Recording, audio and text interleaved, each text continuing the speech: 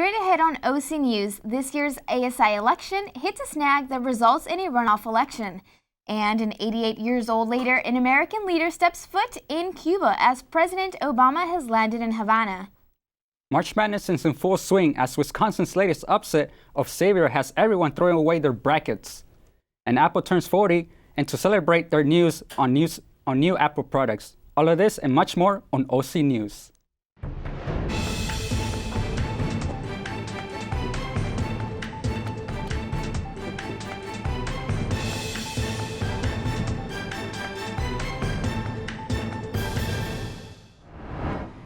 Welcome to today's edition of OC News. I'm Alfredo Sanchez. And I'm Valeria Vasquez. OC News is brought to you by the broadcast journalism students at Cal State Fullerton. ASI elections took place last week, but there are no winners announced. Reporter Amy Tran has the story. Week's ASI elections took place, but according to Section 6 of its bylaws, there was no one candidate that received a 50% plus one threshold. So the runoff elections will be occurring on Tuesday all the way through Thursday. Students who vote will receive an incentive. Top two prizes will be the Fall 2016 Parking Pass or free concert spring tickets. For more information, please go to vote.fullerton.edu. I'm Amy Tran, OC News. And you can show students too, just like hand on. A report of a sexual assault was received by Cal State Fullerton police on Friday, March 18th. It was reported to have occurred on a non-campus property. The sexual assault occurred March 17th and March 18th between 10:30 p.m. and 4:14 a.m. The identity of the predator was not given to the university police. Students are encouraged to report and knowledge of the situation to the university police.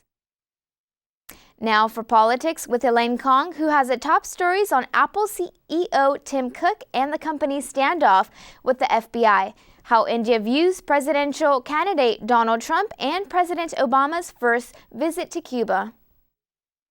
Thanks, Valerie. Apple and the U.S. Justice Department will face off in court tomorrow in Riverside, California. The FBI has requested Apple to unlock the iPhone of San Bernardino shooter Syed Farook. Apple said to do so, it would need to create new software that could jeopardize the security of any iPhone.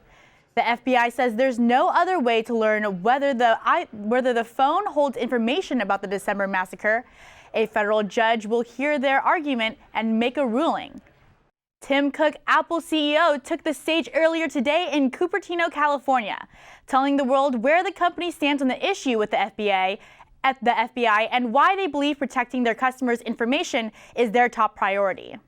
We did not expect to be in this position at odds with our own government, but we believe strongly that we have a responsibility to help you protect your data and protect your privacy. We owe it to our customers and we owe it to our country. This is an issue that impacts all of us, and we will not shrink from this responsibility. Trump's rhetoric is crossing borders beyond the southern United States. Just this week, his likeness graced the cover of two popular magazines in India. Trump's recent comments and attitudes have sparked a fear for some Indian. Sumanar Uda has the report. On the cover of one of India's top publications, an angry and petulant Donald Trump, headlined "An American Nightmare."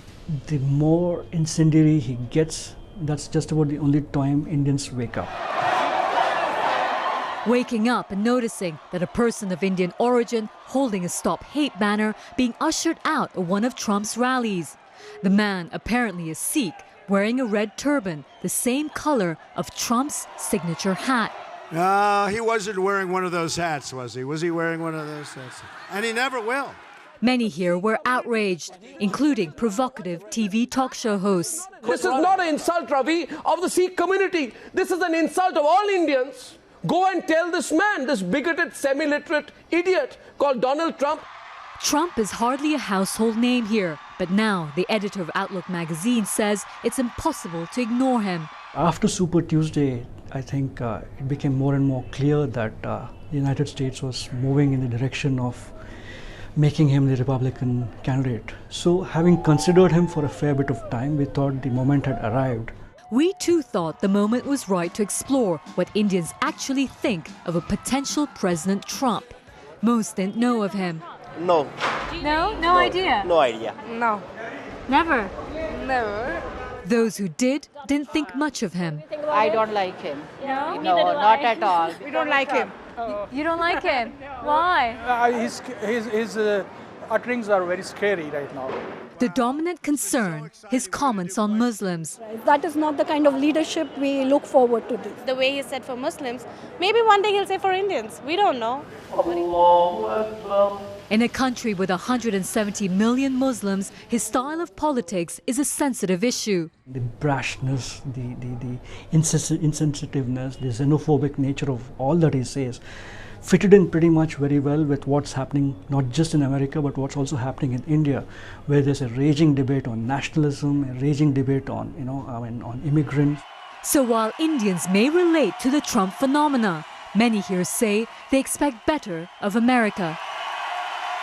Samima Odas, CNN, New Delhi. President Obama arrived in Cuba over the weekend, a historic visit that includes meeting with Cuban President Raul Castro and attended a state dinner at the Palace of the Revolution. Scott McLean has been covering every step of this historic trip from Havana, Cuba. Pomp and circumstance marked President Obama's first full day in Cuba. First, a visit to the Jose Marti Memorial, a man who fought for Cuban independence from Spain more than a century ago. In the guest book, Obama left behind a message that Marti's passion for liberty, freedom, and self-determination lives on in the Cuban people today. The official welcome came at the Palace of the Revolution, where Obama met with President Raul Castro behind closed doors. We have a half a century of work to catch up on. Afterwards, Castro said relations could only be normalized when the embargo ends and the U.S. vacates Guantanamo Bay. The blockade stands as the most important obstacle to our economic development and the well-being of the Cuban people. That's why its removal will be of the essence to normalize bilateral relations. After more than 5 very difficult decades, the relationship between our governments will not be transformed overnight. We continue, as President Castro indicated, to have some very serious differences, including on democracy and human rights. Obama noted his visit is proof of newfound respect between the two countries, but experts say it's not without its challenges. The president has to do a real diplomatic dance of not meeting Fidel Castro, making sure he talks to dissidents. In Havana, Cuba, I'm Scott McLean. For Politics, this is Elaine Kong. Back to you guys in the studio. Coming up after the break, March Madness continues to defy logics as the top seeds continue to fall. Now, as the headaches of midterms approach, find out great ways to battle pesky migraines.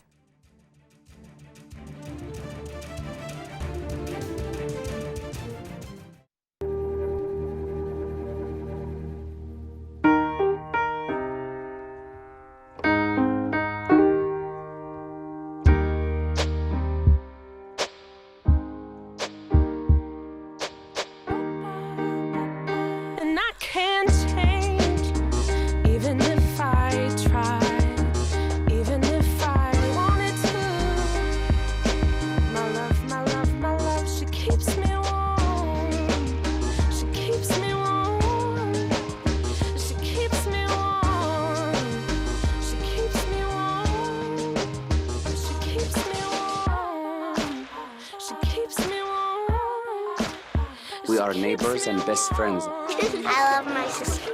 My heart doesn't see race. Love is love. Our family is no less than any other family.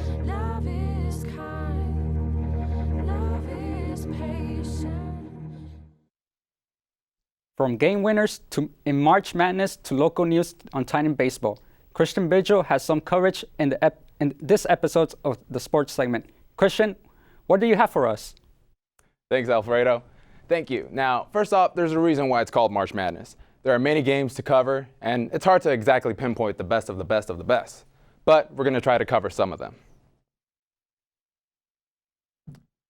The Maryland Terrapins had their work cut out against the Big West Conference. Their baseball team faced Fullerton over the weekend, and which we'll go over later in the segment. But their basketball program had to go against the Hawaii Rainbow Warriors in the second round of the NCAA tournament. Maryland coming off a close one against South Dakota, winning 79-74. Let's jump straight into the first half. DeMonte Dodd is going to find a cutting Melo Trimble for the layup. Trimble poured in 24 points, 13 of 14 from the charity stripe, but only made 5 of 14 from the field. Hawaii possession, down by 2 points, but Stefan Jankovic says not for long.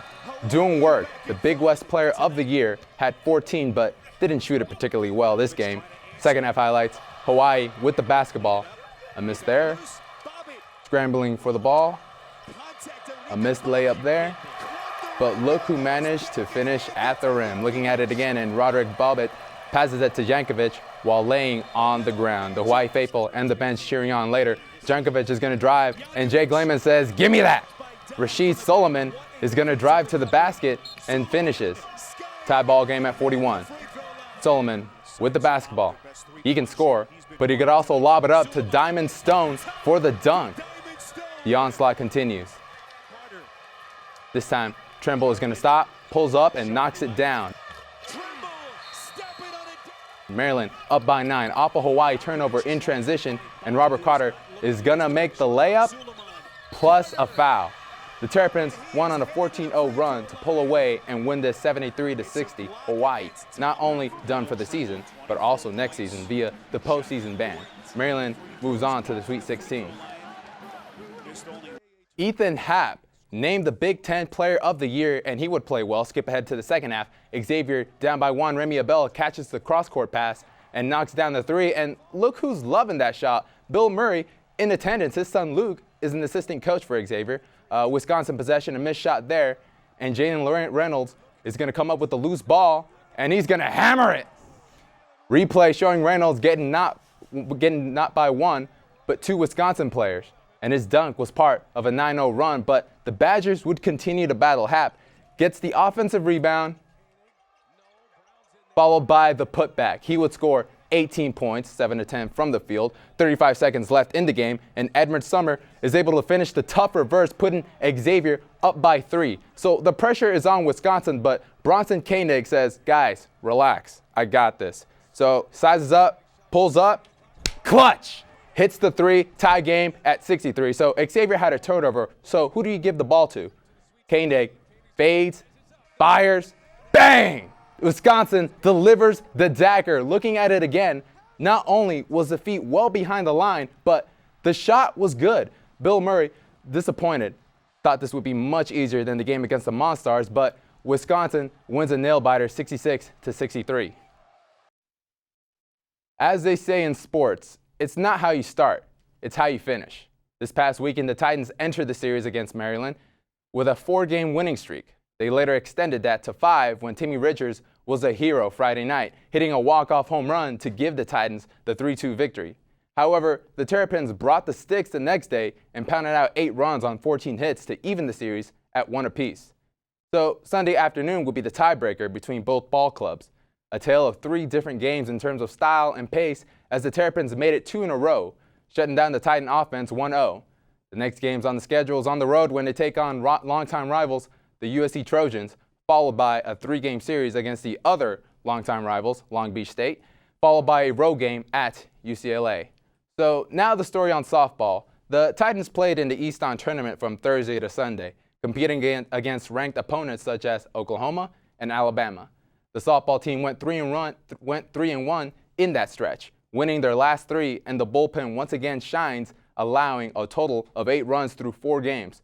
They're back on the road with games at Cal State Bakersfield and then a home game versus UCLA. But as of right now, the team is 23-9 for the season. Well, that's all I got for sports. Back to you at the studio. Is the weather going to heat up in time for spring break? That's what we hope. Here is Miranda Alzheim with more details on your forecast. Thank you, Valeria. We've had an interesting day out here in Fullerton. The day started cloudy in the mid-60s with high humidity, but the sun has came out of hiding, bringing with it 10-mile-per-hour winds. The low will be dipping down to 52 tonight. Our sunrise appeared at 6:52 this morning, and we'll be seeing the sunset later tonight at 7:04. Now let's take a look at the 5-day forecast. Say goodbye to the clouds. This is the first week of spring and it seems to be starting off on the right foot. The remainder of the week will be sunny and bright with highs in the 80s. The lows this week will be mainly in the lower 50s, except Tuesday will experience a low of 48. Let's take a peek at the national weather. We're experiencing high concentrations of heat west of the Mississippi, with Southern California and Arizona feeling the hottest. It's time for the Northeast to bring out their jackets as a cold front is extending across multiple states. Back to you guys at the studio. Thank you, Miranda, for the updates. Speaking of spring, your health might take a turn for the worse now that the seasons have officially changed. Here's Vanessa Martinez with the latest news and stories on health. Good evening and welcome to this week's health segment at OC News. While a lot of folks across the country are celebrating the first weekend of spring, seasonal allergies have kicked in for millions of Americans. In fact, more than 60 million Americans suffer from allergic rhinitis. Think burning, itchy eyes, and noses that just won't stop running. That's according to the American Academy of Allergy, Asthma, and Immunology. The website pollen.com tracks pollen counts nationwide. The site's national allergy map shows the southern half of the U.S. is getting absolutely whacked with pollen this weekend. Cities getting hit the worst are Yuma, Prescott, and Phoenix. Also Las Vegas and New Orleans. I gotta say, I've suffered from those spring allergies in the past and they're not fun. But I'm definitely looking forward to warmer weather and all those fun activities leading up to summer. Now here's an inspirational story for you. A Charlottesville, Virginia woman is sharing her journey of losing 130 pounds and reversing diabetes. Now she's being featured in a medical magazine. Reporter Cherny Amhara has her story. Every day is about getting up and moving now for Charlottesville fitness instructor Myra Anderson. I've been so motivated with my own fitness that I completely, a couple months ago, shifted careers and started to work in the fitness business. A stark change from what life used to be. A doctor that saw me suggested that I have weight loss surgery. And I kind of frowned at that idea, but I realized that I needed to make a concerted effort to lose my weight. It was even affecting her health. I had also been diagnosed with diabetes and high cholesterol, and so I was on medication. Anderson never did have that surgery. Instead, she exercised daily and lost a whopping 130 pounds on her own. Now it's landing her some national attention. There's a magazine called Diabetes Forecast. It's a national medical magazine, and I'm going to be featured in it because I actually reversed my diabetes, so I'm no longer have to take medication for any diabetes or cholesterol. Now she's looking to inspire others. I feel like I can also encourage other people who've been in that same situation, that just because you have that diagnosis, that doesn't mean it's the end. Now she's turned fitness into a business, teaching group exercise anywhere from churches to Zumba, changing lives one day at a time. If I can do it, so can you. What an inspiring story for all of us here at OC News. Now let's change gears for those Cal State Fullerton students heading into midterms this week. If you're prone to getting headaches and migraines from all that studying, you might want to listen to this. Reporter Mary Maloney shows you different home remedies that can help you alleviate the pain. There's so many things that can make your head ache. Deadlines, arguments, getting stuck in traffic. Fortunately, there's some simple ways to ease the discomfort. Ice it. Ice packs are a great relief from muscle soreness and can work well for migraines too. A cold compression can help reduce the throbbing or piercing pain. Have some caffeine. Drinking a cup of coffee can help provide mild relief, but be careful not to overdo it. Caffeine withdrawals can sometimes lead to more headaches. Foods high in magnesium. Studies have shown whole grains and dark green veggies are best used to prevent migraines rather than relieving them. Vitamin B2. Seafood, chicken, and certain dairy products like milk and cheese all have vitamin B2 and, like magnesium, are great at keeping migraines from coming back. Get some sleep. Aim for 7 to 8 hours each night. Anything more or less can trigger migraines. For today's Health Minute, I'm Mary Maloney. 8 hours of sleep. Now that's some advice we college students should take. Remember, no more all-nighters. Well, that's going to do it for today's health segment at OC News. I'm Vanessa Martinez. Back to you at the studio. Thank you, Vanessa. Now that spring break is around the corner, we asked Cal State Fullerton students what their upcoming plans are for their vacation. And do we have news on the upcoming Apple products already? Zoe Inocentes tells us all about the new gadgets and more entertainment news after the break.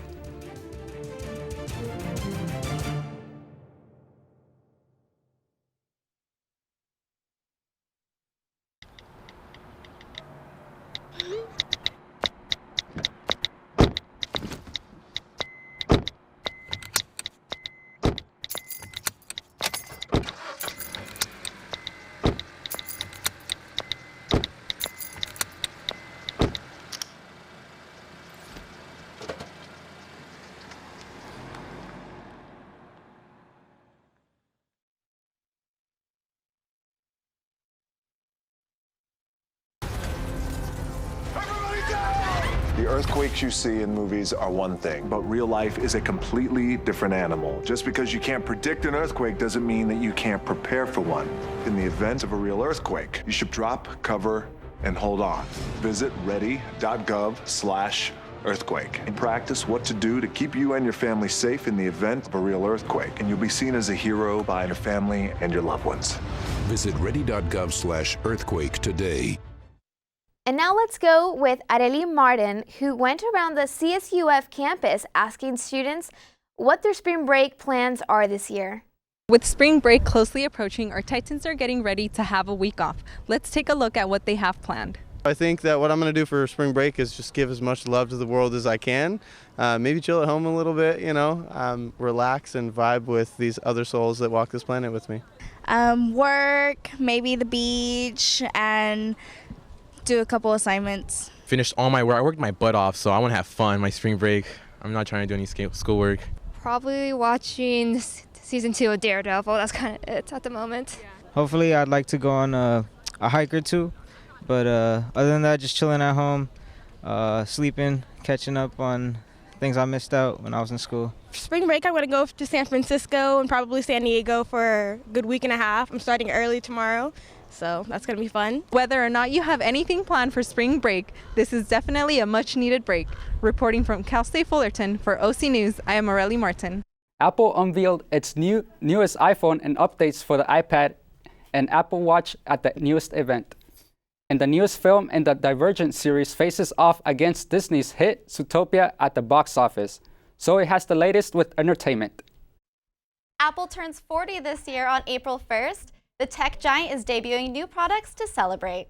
Today, Apple announced updated features for the iPad Pro and Apple Watch, both boasting brand new high-speed processors and new color options.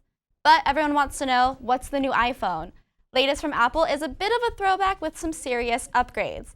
The iPhone SE marks the return of the user-favorite 4-inch phone, which we haven't seen since the 5S. The compact device offers the same speed and features of the 6S and more.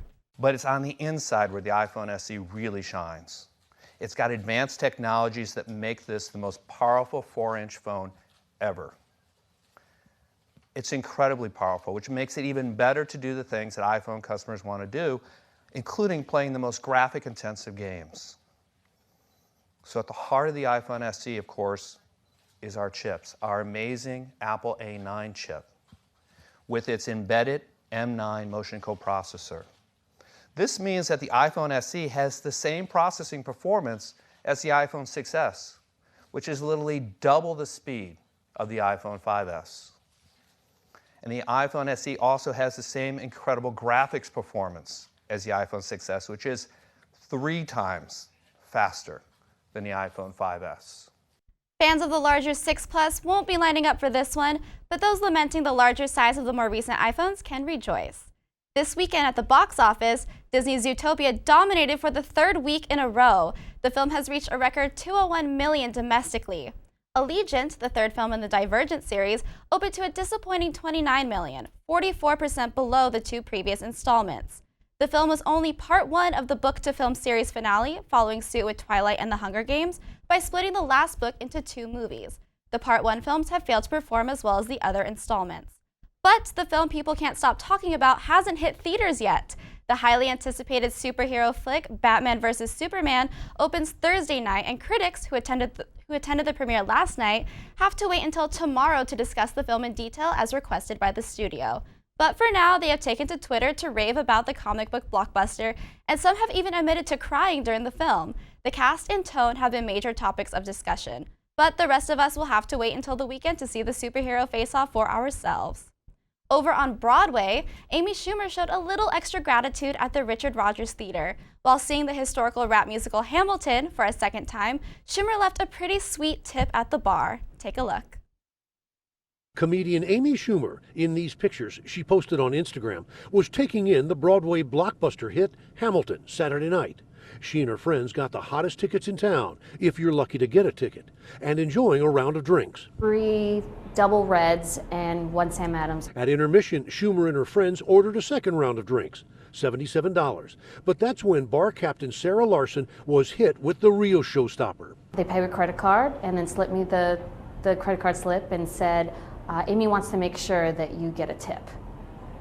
And I look at it and I'm completely shocked. And I noticed her just become totally still. And I looked over, I'm like, what's going on? And she was totally shocked, looking at this piece of paper. Bar manager Mike Anthony has the receipt to prove it, a $1,000 tip. I was speechless. And the first thing that popped in my head was, are you sure? And he's like walking away and he's like, yeah, of course. And I was like, thank you so much. 5 other bartenders were working, so they split it among the 7, each collecting about $160. I kind of started to choke up a little bit because it was just something I've never witnessed, that kind of generosity and kindness. The bartenders say Amy Schumer has been to Hamilton before, and since some of them are aspiring actors and comedians, they think there could be a kinship here. She used to do some bartending back in the day, so everyone knows that she's hysterical and smart, but she's incredibly generous. And how are they going to spend the windfall? Put it towards rent, but maybe you go out for a few drinks. Some really good chocolate. I think that's what I'm going to do. Random people are commenting on the picture being like, I live off tips. This is unbelievable. And that's not a bad way to bring down the curtain. That wraps it up for entertainment. I'm Zoe Nascentes. Back to you in the studio. Thank you, Zoe. And yes, we are on social media. Join us and tell us about important stories you'd like to see, other important items that you'd like to see covered on OC News. We are on social. You can find us on Facebook, Instagram, Twitter, and YouTube, all under OC News CSUF. That's going to do it here for us today. Thank you for joining us, and we will see you back here on Wednesday at 5 p.m. for another edition of OC News. Good night, everybody.